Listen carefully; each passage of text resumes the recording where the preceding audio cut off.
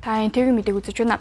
Захиргааны иргэн шүүхэн иргэн хуулийн этгээдийн эрхийг захиргааны хууль бас үйл ажиллагаанаас хамгаалах зөрчигдсөн эрхийг сэргээх зорилготой ажилладаг. За тиймээс тус салбарт хууль хэрэглээний нэгдмэл ойлголтыг нэмэгдүүлэх замаар иргэн хуулийн этгээдийн эрх ашигыг бүх шатны шүүхийн байгууллагад хангаж явах шаардлага тулгарч байгаа юм.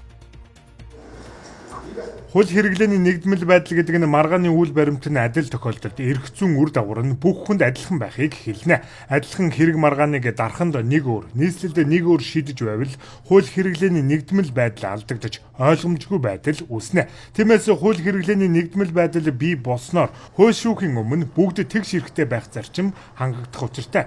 Мөн үүний тулд бүх төрлийн хэргийг судлах, хэрэг судлал гэдэг ойлголтыг хөгжүүлэх зайлшгүй шаардлага тулгараад байна. Нөгөө хууль хэрэглээний нэгдмэл байдлыг л тогтоох гэдэг байгаа байхгүй юу.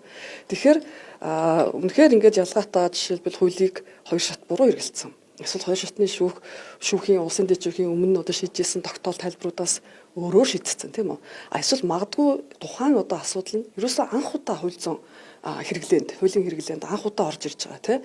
Сонирхолтой цаашид тухайн хуулийг яаж зөв тайлбарлаж, яаж одоо тайлбарлах ёстой вэ гэдэгт тайлбарлах шаардлагатай ийм хэрэгүүдийг бол авч үзэж байгаа. Тэгэхээр мэдээжийн хэрэг өнөөдөр бүгд нэг мөр шийдэж гин гэж бол хэлж байгаа таахгүй. Ер нь дээд шүүхээс энэ хяналтын гомдолд ямар судалгаа хийгээд байгаа юм бэ? Юуг анхаарал зохистой юм бэ гэдгийг танилцуулснараа шүүгч маань цааш анхаарах асуудал болоод хууль хэрэглээнд орох нэгдмэл анх чиглэлд одоо байр сууриа илэрхийлж байна л гэж ойлгож байна.